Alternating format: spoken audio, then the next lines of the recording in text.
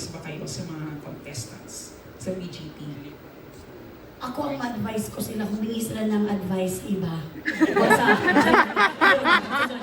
ang advice ko lang sa kanila is, alam mo, kapag sumali ka naman, at kahit nga nagtatrabaho ka sa araw-araw, ang gawin mo lang naman is, do your best.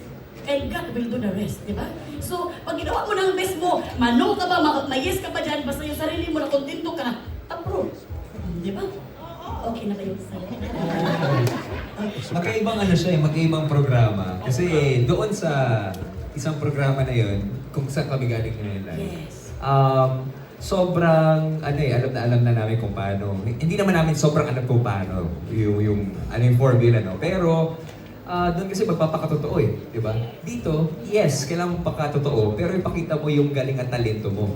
Dahil naharap ka agad-agad sa power judges natin. At kailangan mo ako ng yes. And I think, kailangan mo ipakita yung galing at talento ng Pinoy.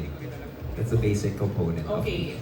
Siguro kung hindi kayo PGP host, if you were contestants, ano kayong talent makikita namin sa inyo? Wow. For fun lang. Ako That's my siguro, last question. Ako siguro ang gagawin ko, sing and dance with a twist. Paano yung twist na yun? Habang nagsiswimming. Wow! Ika talaga with a twist. Serena? Hindi, tsaray lang. Pero gagawin mo talaga ang best. May rehearsal ka to the yan. Kasi syempre hindi pa basta-basta ang mga judges na. So, kailangan mo lagyan ng twist.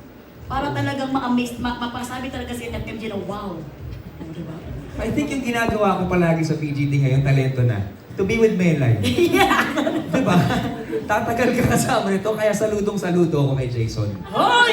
Ang galing-galing mo. Ikaw ang pinaka-talented na tao na kilala ko. I'm